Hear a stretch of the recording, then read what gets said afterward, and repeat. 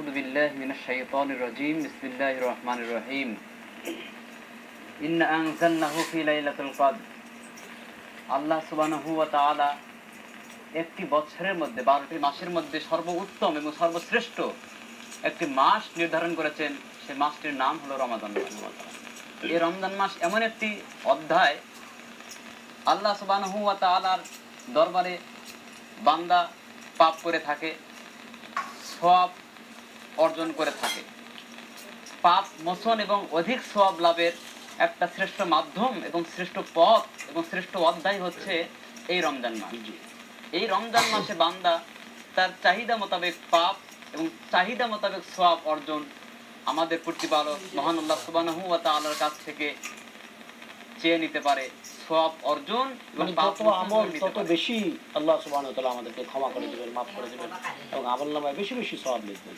কারণ রমজানে শুধুমাত্র একটা সওয়াব করলে একটা সওয়াবই থাকে না। জি না, অন্যান্য মাসে একটি বিনিময়ে আমরা 10টি পাই, এখানে একটি বিনিময়ে 70 থেকে 700 বা তার থেকে বেশি আমরা পেয়ে থাকি। জি জি, এই জন্য প্রত্যেকটি ইবাদতের সওয়াব নির্ধারণ করে থাকে আল্লাহ সুবহানাহু ওয়া তাআলা ফেরেশতাদের মাধ্যমে। জি, ফেরেশতা। কিন্তু এই রমজান মাসের সিয়াম এমন একটি ইবাদত, যে ইবাদতের প্রতিদান ফলাফল আল্লাহ সুবহানাহু ওয়া তাআলা তার নিজ দায়িত্বে নিয়ে নিয়েছেন। সুবহানাল্লাহ সুবহানাল্লাহ। হজ করলে মানুষ বুঝতে পারে এখানে রিয়া সৃষ্টি হতে পারে।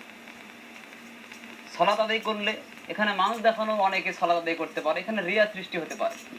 কিন্তু রমজান মাসে সিয়াম পালন করলে একজন মানুষ ঘরের দরজা জানলা দিয়ে সে খাবে কিনা, খেলো কিনা, এটা কোনো মানুষ জানতে পারে না, এখানে রিয়া হতে পারে না। এই ইবাদতটা শুধুমাত্র জানতে পারবে আল্লাহ সুবহানাহু ওয়া তাআলা। এই জন্যই এই যে রমজানের সিয়াম, এর যে বদলা এবং প্রতিদান আল্লাহ সুবহানাহু ওয়া তাআলা নিজে দায়িত্ব গ্রহণ করেছে। তিনি হাদিসে কুদসিতে বলছেন, আস-সাওমু লি ওয়া আনা আজজি বিহি। এই রমজানের সিয়াম এটি আমার জন্য, এর বদলা বা প্রতিদান আমি দিব। আল্লাহ সুবহানাহু ওয়া তাআলা প্রত্যেকটি ইবাদতের প্রতিদান ফেরেশতাদের মাধ্যমে দিয়ে থাকেন।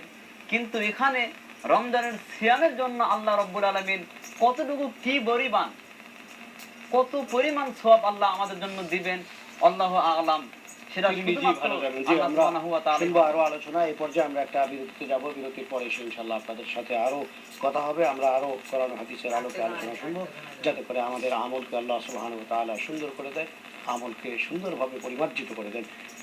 সম্মানিত দর্শক, আমরা আলোচনা শুনছিলাম রমজান মাস হচ্ছে অগণিত সওয়াব অর্জনের মাস। এই বিষয়টি নিয়ে দুজন বিজ্ঞ আলোচক আলোচনা করছিলেন।